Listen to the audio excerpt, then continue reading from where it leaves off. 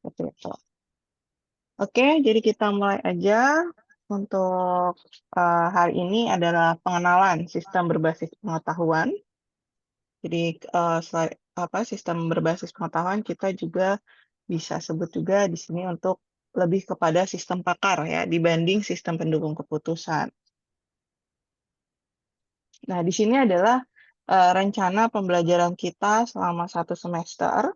Jadi yang minggu pertama yaitu pengenalan sistem berbasis pengetahuan atau SBP yang hari ini akan kita bahas. Kemudian yang kedua adalah akuisisi dan validasi knowledge atau pengetahuan. Jadi di sini di pertemuan kedua adalah bagaimana teman-teman nanti dapat mengambil dan memvalidasi pengetahuan yang akan digunakan pada sistem pakarnya. Kemudian yang di pertemuan ketiga, di sini ada induksi rule dan case-based reasoning. Di sini adalah nanti akan ada perhitungan ya untuk induksi rule dan case-based reasoning. Kemudian pengenalan sistem pakar dan berbasis pengetahuan, kemudian representasi pengetahuan. Di pertemuan 6 ada konsep dasar ripple down rules, kemudian ke-7 ada inferensi, dan yang ke-8 itu UTS ya. Kemudian ke-9 ada metode dan implementasi backward chaining. Nah, ini pertemuan 9 sampai dengan pertemuan 13, ini kita masuk kepada pemahaman dan pembelajaran tentang metode implementasi dari sistem pakar. Jadi ada beberapa metode dari sistem pakar yang bisa kita gunakan, seperti pada pertemuan 9 yaitu backward chaining. Dilanjutkan ada forward chaining, teorema Bayes, Stephanie factor, dan sistem fuzzy. Kemudian di pertemuan 14, di situ ada konsep perancangan sistem pakar berbasis pengetahuan. Yang ke-15 adalah tahapan pengembangan sistem pakar berbasis pengetahuan. Kemudian yang ke-16 adalah UAS. Nanti kemungkinan akan ada proyek ya atau tugas besar ya. Jadi nanti akan dijelaskan di pertemuan kedua saja. Jadi di sini kita pengenalan dulu tentang SBP-nya. Nah, di sini ada deskripsi mata kuliahnya. Jadi ini adalah mata kuliah pilihan yang mendukung minat siswa dalam perancangan sistem yang mampu mengolah informasi dari berbagai pengetahuan yang akan digunakan untuk pengambilan keputusan atau berbagai tujuan khusus, sehingga dapat menghasilkan kecerdasan buatan dalam bentuk sistem pakar yang berbasis pengetahuan. Jadi kita lebih kepada sistem pakar. Nah, di sini pendahuluan sistem berbasis pengetahuan ini adalah salah satu dari sistem pakar dan sistem pengambilan keputusan atau SPK. Nah, sedangkan sistem pakar dan SPK ini adalah salah satu bagian cabang ilmu dari bidang kecerdasan buatan. Nah, salah satu sistem dari SBP adalah sistem berbasis rule atau rule-based system. Jadi kita akan menggunakan pengetahuan-pengetahuan yang nanti akan dibuat menjadi sebuah aturan-aturan. Nah, di sini ini adalah gambaran sederhana dari sistem berbasis pengetahuan ya. Jadi kita menggunakan data, kemudian nanti menghasilkan informasi yang nanti akan menghasilkan pengetahuan. Nah, pengetahuan sendiri ini adalah sumber utama yang dimiliki oleh seorang pakar dalam menangani suatu permasalahan dengan aturan yang berlaku dalam kepakarannya. Nah, kalau misalnya teman-teman lihat di gambar ini, jadi di sini sistem kan ada masukan, proses, dan ada keluaran. Nah, pertama dimasukkan di sini adalah dimulai dari seorang pakar, yang dimana seorang pakar ini dia pasti memiliki pengetahuan-pengetahuan yang akan kita akuisisi. Jadi akuisisi itu adalah mengambil pengetahuan dari pakar yang nanti akan dimasukkan ke dalam sistem pakarnya. Nah, di sini kita akan mengambil data-data pengetahuannya. Nah, di sini ada masukan, berarti masukannya adalah data-data pengetahuan dari seorang pakar. Nah, kemudian masuk ke tahap proses. Nah, proses di sini berarti masuklah proses di dalam komputer, di mana nanti data-data tersebut akan diolah menggunakan metode-metode sistem pakar yang akan menghasilkan informasi. Nah, informasi di sini masuk pada keluarannya, di mana keluarannya adalah pengetahuan yang seperti pakar, dan yang nanti pengetahuan itu akan digunakan untuk pengambilan keputusan. Seperti itu. Ini adalah gambaran sederhana dari sistem berbasis pengetahuan. Nah, kemudian ini adalah kategori dari sistem kecerdasan buatan. Di sini ada sistem komputer yang berpikir seperti manusia, kemudian sistem yang bertindak seperti manusia, kemudian sistem yang berpikir secara rasional, kemudian sistem yang bertindak secara rasional. Nah, kemudian mengacu ke 4 kemampuan inteligensi manusia tadi, di sini muncul berbagai cabang ilmu dari kecerdasan buatan. Yang pertama adalah knowledge representation, kedua adalah expert system yang akan kita bahas nanti selama 1 semester ini. Kemudian computer reasoning, kemudian machine learning, artificial neural network, kemudian ada sistem pendukung keputusan, computer vision, dan lain-lain. Nah, cabang kecerdasan buatan ini dibangun berdasarkan pengetahuan yang baik dari sumber pengetahuan dari pakar, ataupun dari pengalaman pakar, ataupun juga berasal dari media elektronik atau cetak. Jadi pengetahuan itu dari berbagai macam sumber ya, tidak hanya pakar saja, tapi bisa dari media elektronik maupun media cetak. Nah, ini adalah perbedaan kecerdasan buatan dan pemrograman konvensional. Nah, di sini kalau kita lihat, jadi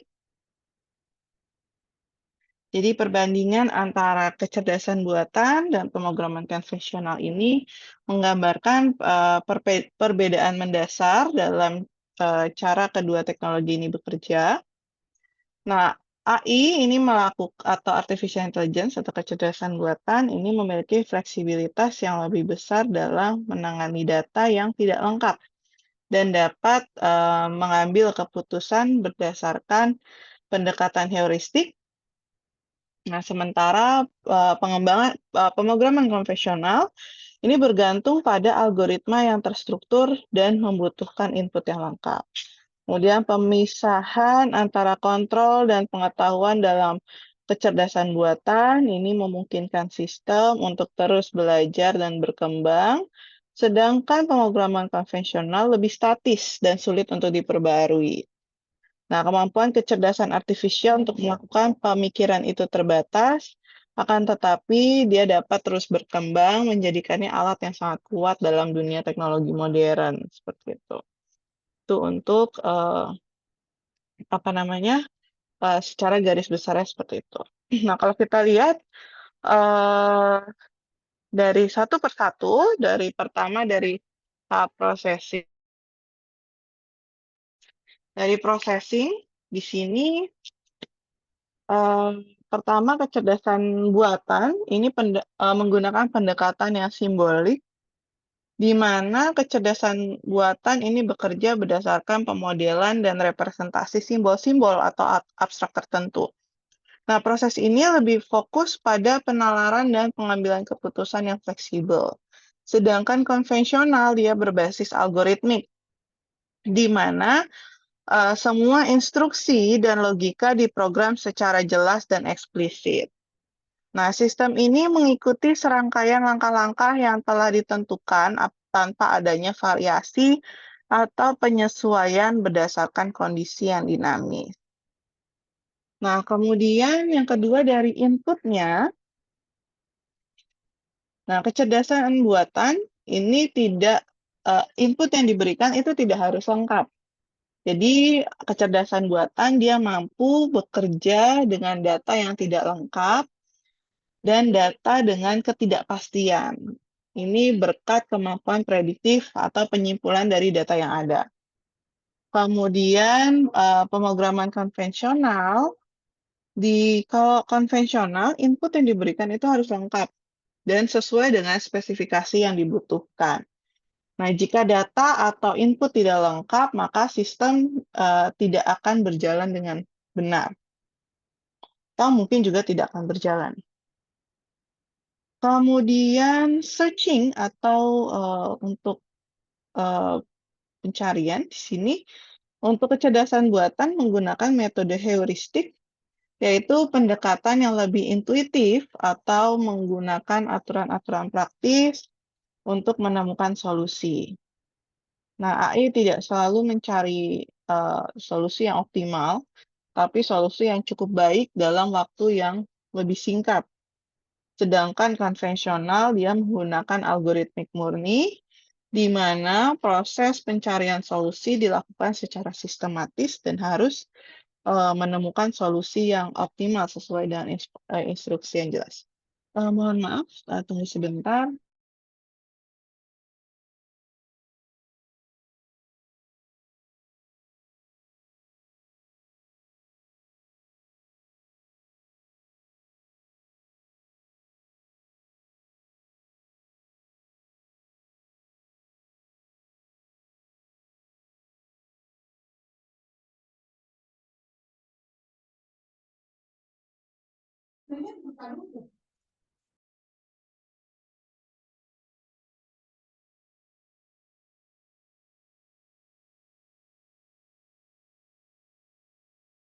Mohon maaf, saya lanjutkan. Kemudian major interest atau fokus utama dari sistem berbasis dari kecerdasan buatan di sini adalah knowledge data atau pengetahuan data.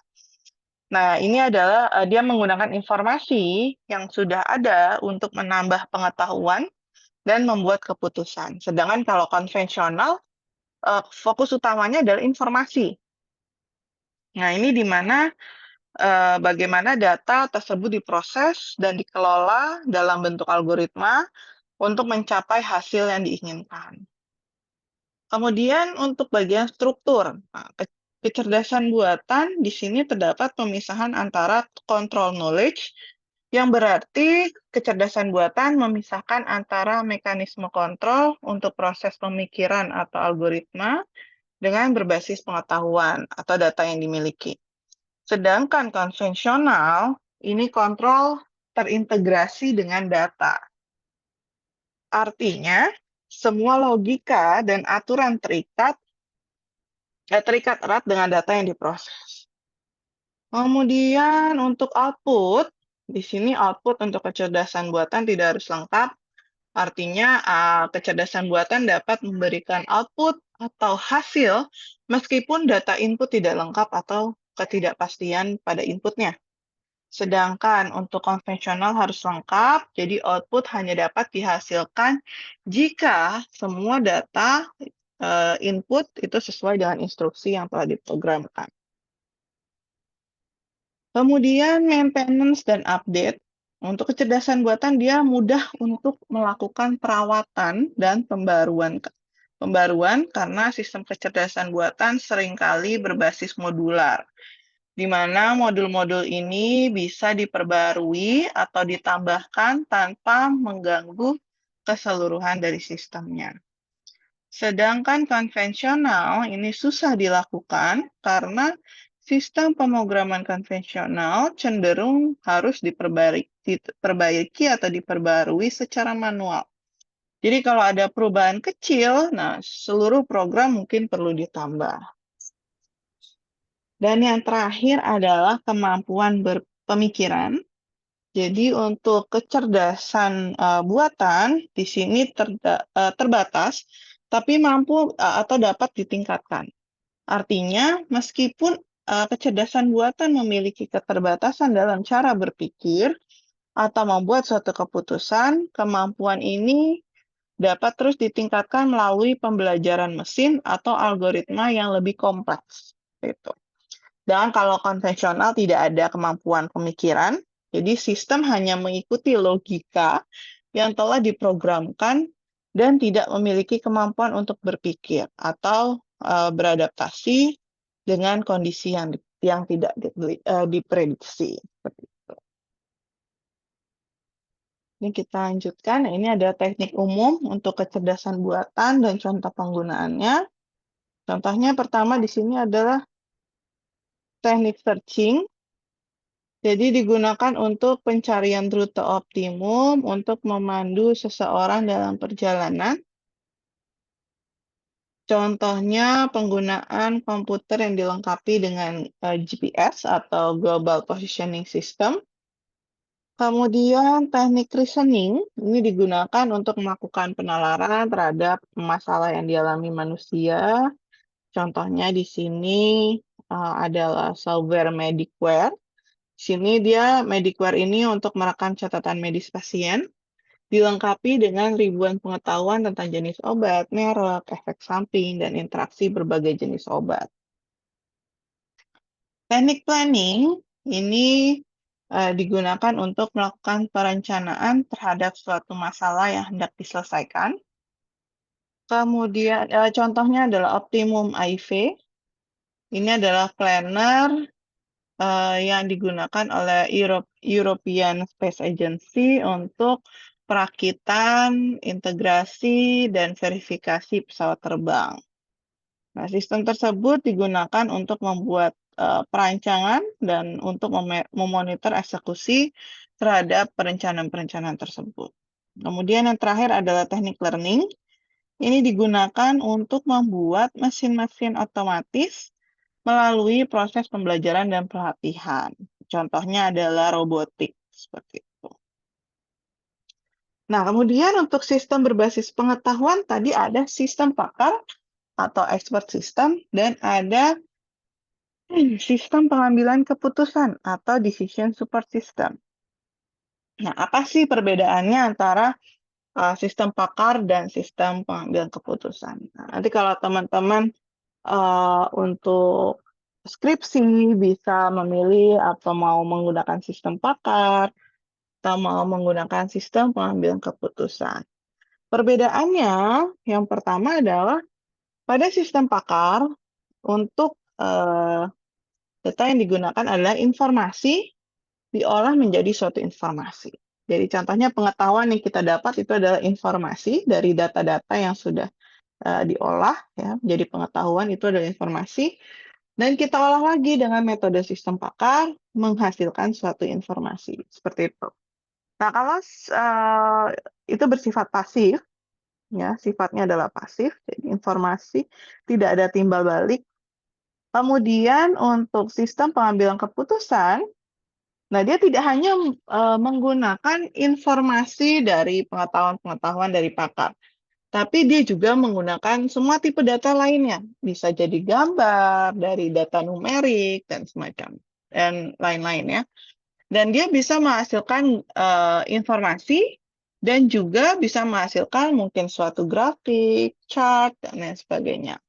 Dan sistem pengambilan keputusan dia bersifat aktif. Nah, jadi kalau untuk sistem pakar, dia adalah sistem yang mampu berpikir sesuai dengan pengetahuan dari pakar dan hanya digunakan untuk mengganti pakarnya saja. Akan tetapi untuk sistem pengambilan keputusan, dia mampu berpikir out of the box, tetapi hanya sebatas pendukung keputusan, bukan meniadakan keputusan dari usernya seperti itu. Jadi kalau sistem pakar, misalnya sistem pakar penyakit jantung. Nah, dia hanya bisa menentukan si A ini punya penyakit jantung apa, sesuai dengan pengetahuan yang dari pakar, seperti itu. Nah, kan tetapi untuk sistem pengambilan keputusan, dia bisa menghasilkan informasi yang lebih bervariasi. Misalnya, karena dia mengambil data dari mungkin sumber database lainnya, dia bisa menentukan meramalkan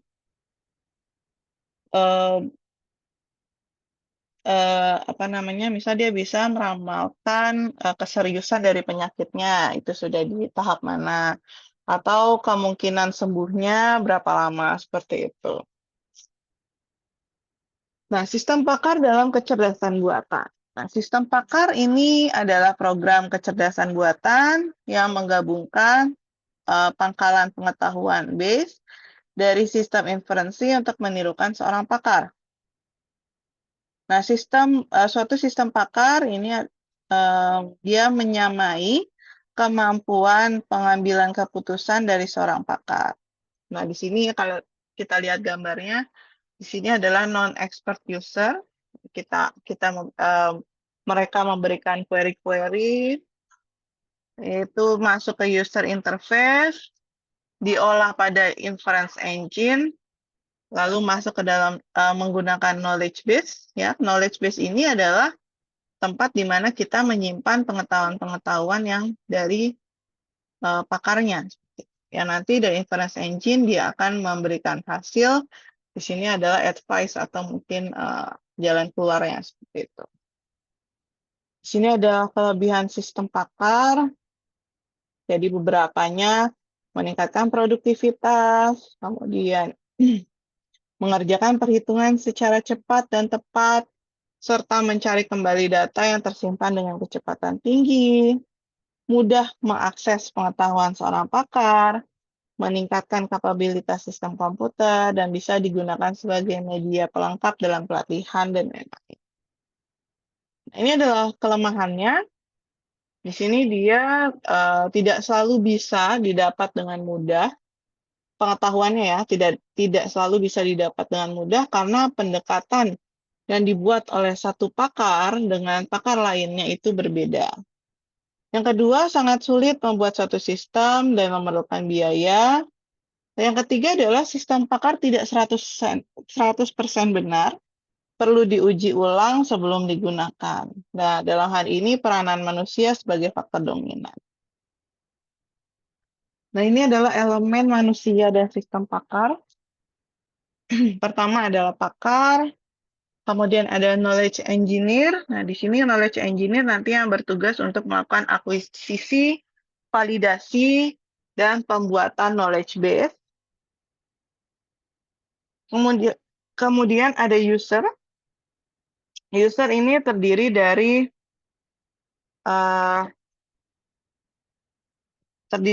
klien, mungkin adalah pelajar, ada pembangun sistem pakar, ataupun pakar itu sendiri. Kemudian pihak lainnya adalah sistem builder, tool builder, vendor, dan staf pendukung.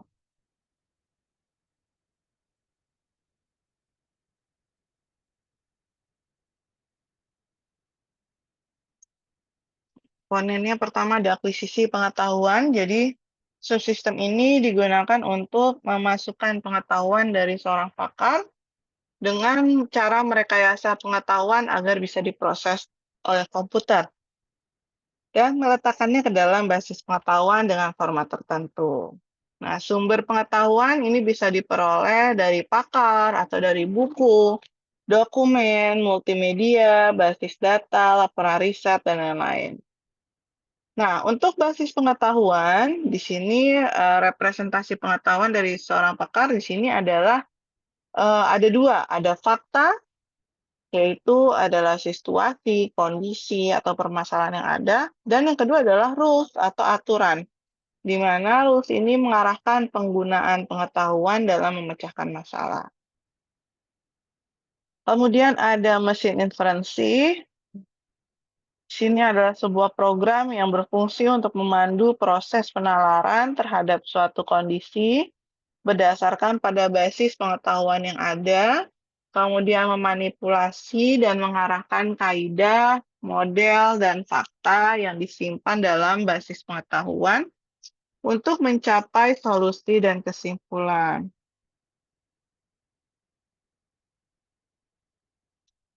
Kemudian ada daerah kerja atau blackboard. Sini area pada memori yang berfungsi sebagai basis data. Ada 3 tipe keputusan yang dapat direkam pada blackboard. Yang pertama adalah rencana, yaitu bagaimana menghadapi masalah. Kemudian ada agenda.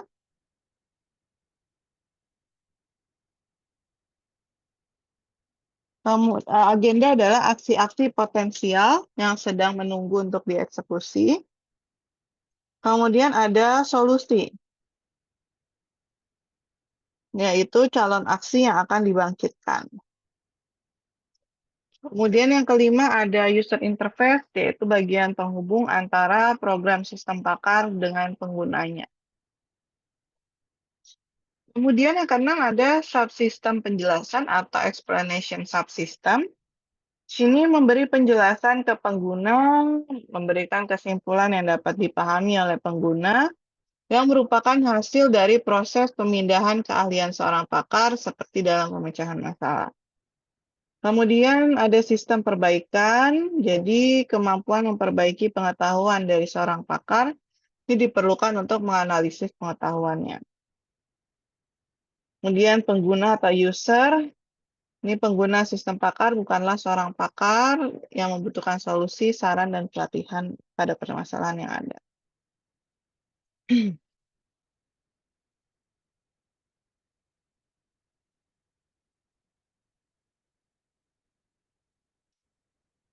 Kemudian ini adalah struktur sistem pakar. Jadi pada sistem pakar ada dua bagian. Yang pertama adalah lingkungan konsultasi atau consultation environment. Kemudian ada lingkungan pengembangan. Nah, lingkungan konsultasi di sini adalah dari gimana sistem ini berinteraksi dengan usernya. Nah, sedangkan kalau pengembangan itu berarti ya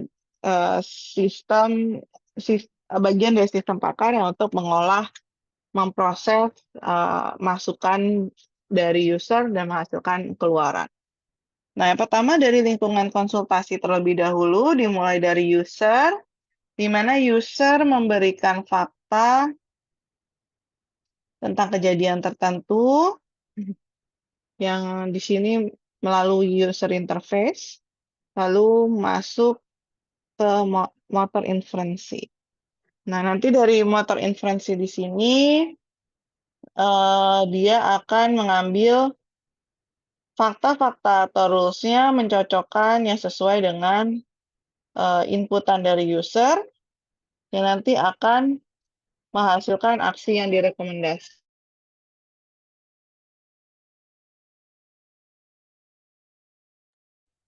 Nah, kemudian untuk pengembangan, pengembangan dimulai dari pengetahuan pakar. Jadi dari pengetahuan pakar, ya, akuisisi pengetahuan, kemudian dilakukan rekayasa pengetahuan, kemudian dari rekayasa pengetahuan ini akan dibuatkan ke dalam knowledge base atau basis pengetahuan yang berisikan tadi fakta-fakta, kemudian yang dibuatkan rule seperti itu.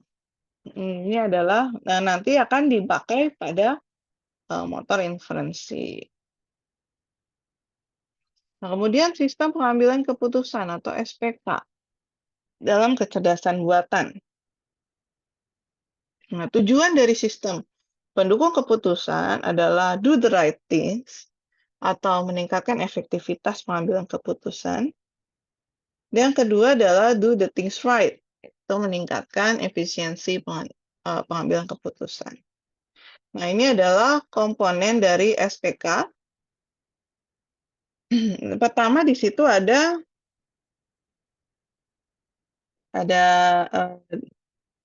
jadi dalam diagram ini ada berbagai elemen berinteraksi untuk memproses dan mengelola pengetahuan, data, serta dialog yang berkaitan dengan pengguna atau user.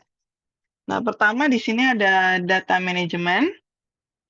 Nah, data management di sini modul yang bertugas mengelola data internal dan eksternal yang menjadi dasar proses pengambilan keputusan.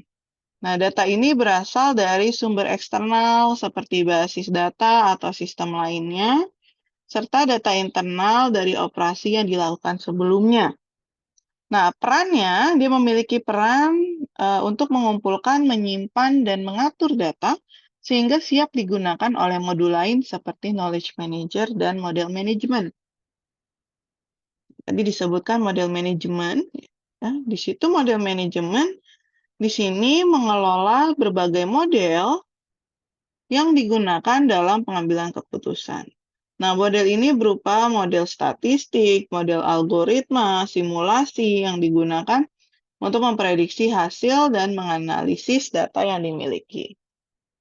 Nah, model manajemen ini memungkinkan sistem untuk menggunakan berbagai pendekatan atau metode perhitungan sesuai dengan skenario atau masalah yang dihadapi. Nah, turun ke tengah di sini ada knowledge manager.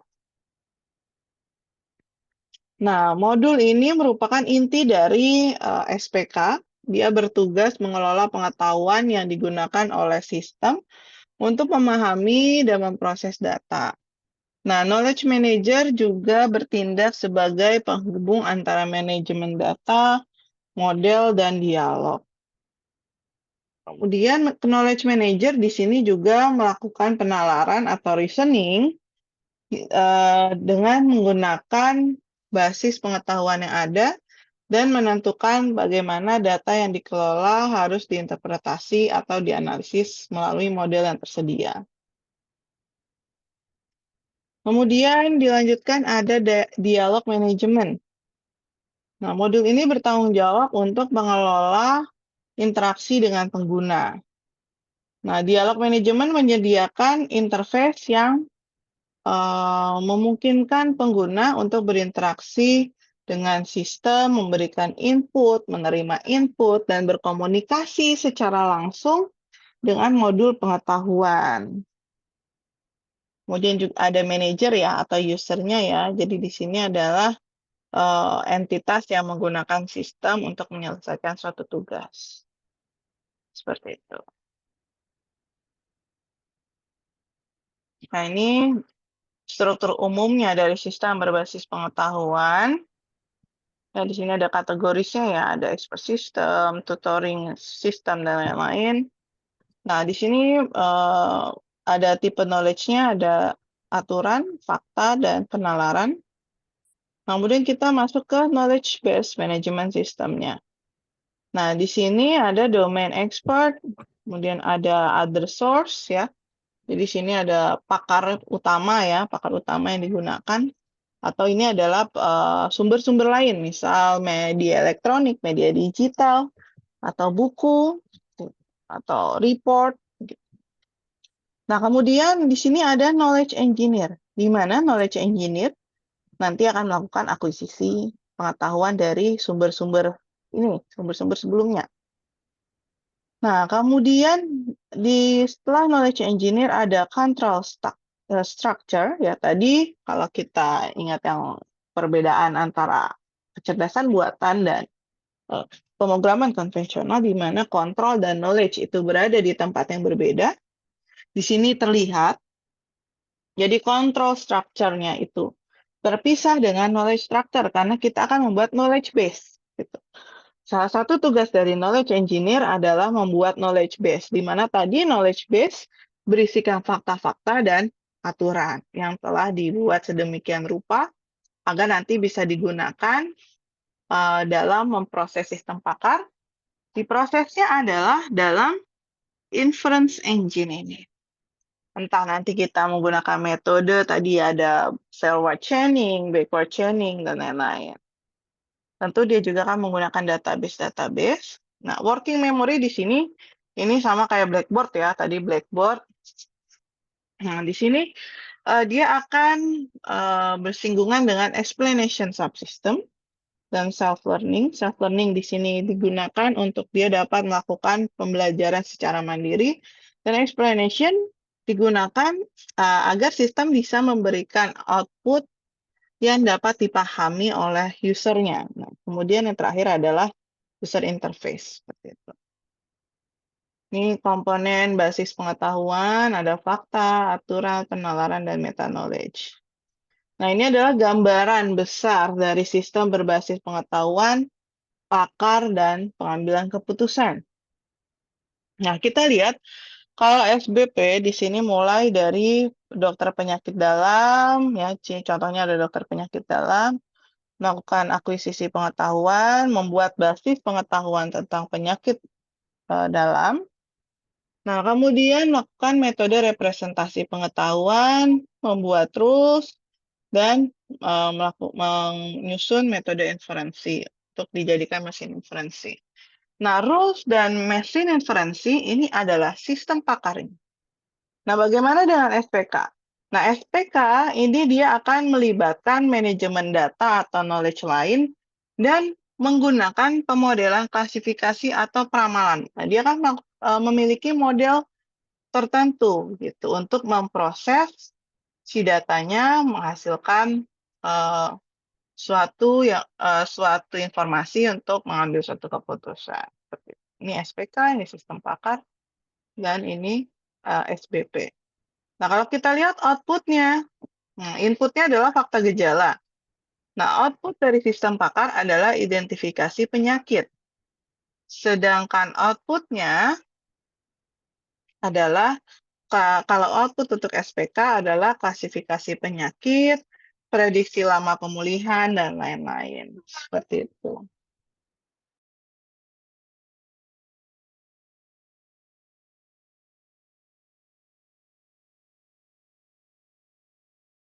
Oke, sampai sini ada yang mau ditanyakan untuk pertemuan kita pertama? Silakan jika ada yang ingin bertanya.